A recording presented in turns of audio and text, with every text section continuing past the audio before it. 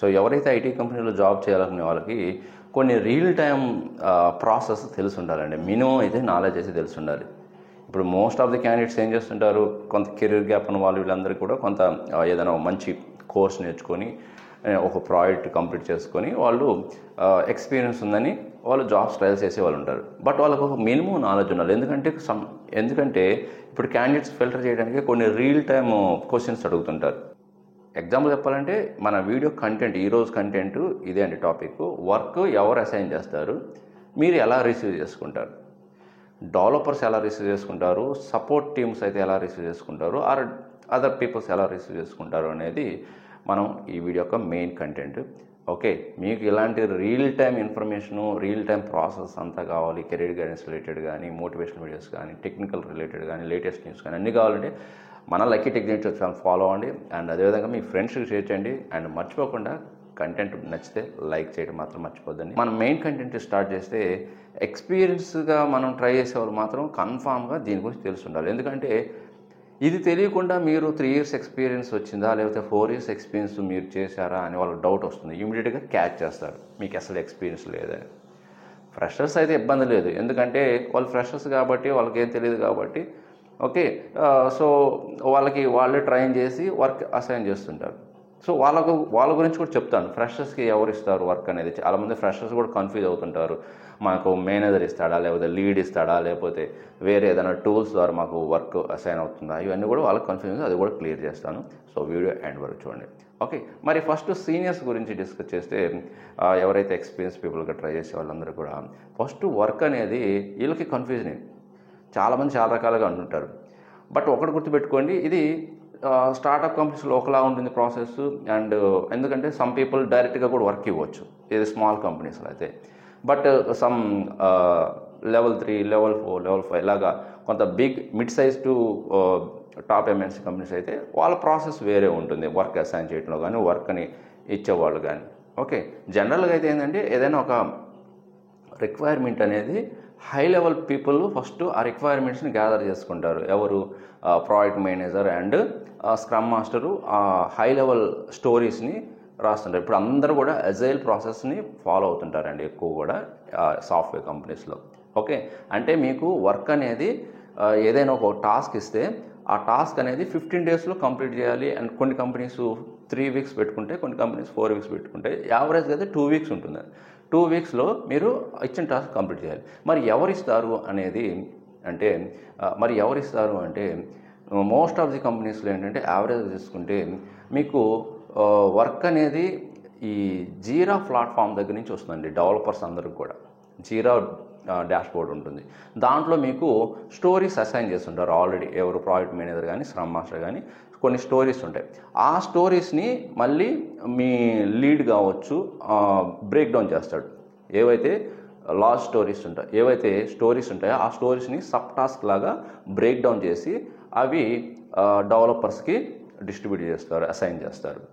Okay, అది model lead కావచ్చు, okay, are team lead అని కూడా అంటున్నాను. ఓకే, బట్ సమ్ టైమ్స్ ఏంటంటే మీకు డైరెక్ట్గా వాళ్ళు ఏమి అసైన్ చేయరు, మీరే పిక్ చేసుకోవాల్సి వస్తుంది. మీరు సెల్ఫ్గానే మీ టాస్క్ని ఆ స్టోరీస్లోంచి, సబ్ టాస్క్లోంచి మీరు పిక్ చేసుకొని మీ టాస్క్ మీరు కంప్లీట్ చేయాల్సి వస్తుంది. ఎందుకంటే మీకు ఆల్రెడీ ఆ ఫ్లో అనేది ప్రాజెక్ట్లో ఎప్పటి నుంచి ఉంటున్నారు కాబట్టి ఏ టాస్క్ ఏంటి అనేది మీరే అది సెలెక్ట్ చేసుకొని దాన్ని టాస్క్ని ఇన్ టైంలో స్ప్రింట్ డ్యూరేషన్లో కంప్లీట్ చేయాల్సి వస్తుంది. సో మోస్ట్లీ కంపెనీస్ అన్నీ కూడా ఫాలో అయ్యేది ఈ agile project methodology process follow అవుతుంటారు కాబట్టి సో ఎక్కువగా మీకు జీరా డాష్బోర్డ్లో మీకు ఈ స్టోరీస్ అసైన్ చేస్తుంటారు. అవి మళ్ళీ సబ్ టాస్క్గా ఉంటే ఆ సబ్ టాస్క్ మీరు పిక్ చేసుకొని వాటిని కంప్లీట్ చేస్తుంటారు. అండ్ ఇంకొన్ని కంపెనీస్లో అజూర్ డెవాప్స్ డాష్బోర్డ్ ఉంటుంది, వాటిలో నుంచి మీకు పిక్ చేసుకుంటూ ఉంటారు, కంప్లీట్ చేస్తుంటారు. అండ్ ర్యాలీ అని ఉంటుంది. సో ఇది డిపెండ్స్ ఆన్ ది వాళ్ళ ఆర్గనైజేషన్స్, వాళ్ళ టూల్స్ యూజ్ చేస్తుంటారు. So mostly 80 to 90% jeera dashboard నుంచి వస్తుంటాయండి. అదే మీరు సపోర్ట్ టీమ్ వర్క్ టైప్ కానీ చేస్తుంటే మాత్రం మీకు కొన్ని టికెట్స్ రైజ్ అవుతుంటాయి. అవి ఎక్కడి నుంచి వస్తుంటాయి అంటే సర్వీస్ నో కానీ, రెమెడీ కానీ ఉంటాయండి. సర్వీస్ నో ప్లాట్ఫామ్ టూల్స్ నుంచి వస్తుంటాయి. ఎగ్జాంపుల్ చెప్పాలంటే ఒక ఇన్సిడెంట్ టికెట్ అనేది ఆటోమేటిక్గా L2 టీమ్ సపోర్ట్ క్యూకి ఆటోమేటిక్గా అసైన్ అయిపోతుంది. మళ్ళీ అసైన్ అయిన తర్వాత ఒకసారి రీచెక్ చేసుకొని ఆ లీడ్, అతనికి ఏదైతే టీంకి సంబంధించిన లీడ్ మళ్ళీ రీఅసైన్ కూడా చేయడానికి అవకాశం ఉంటుంది రైట్ పర్సన్స్కి. బట్ ఇదే ఏం జరుగుతుందంటే ఆటోమేటిక్గా అసైన్ అవుతుంటాయి. ఏది సపోర్ట్ టీమ్కి అయితే ఏవైతే టికెట్స్ ఆర్ ప్రొడక్షన్స్ ఇష్యూస్ వస్తుంటాయో అవన్నీ కూడా సాల్వ్ చేయడానికి, స్మాల్ టాస్క్ సాల్వ్ చేయడానికి ఈ సపోర్ట్ టీమ్ అనేది వర్క్ చేస్తుంది. మోస్ట్లీ ఏంటంటే ప్రొడక్షన్ ఇష్యూస్ని సాల్వ్ చేయడానికి ఇది చూస్తుంది. ఇది ఆటోమేటిక్గా టికెట్స్ ఫామ్లో యూజింగ్ సర్వీస్ను ఆర్ రెమెడీ టూల్స్ ఇచ్చేసి ఇవి ఆటోమేటిక్గా అసైన్ అవుతుంటాయి L1 are L2 are L3 క్యూకి. But ఏంటంటే మళ్ళీ అవి రీఅసైన్ చేస్తుంటారు పర్టికులర్ పర్ఫెక్ట్ సూటబుల్ పర్సన్కి.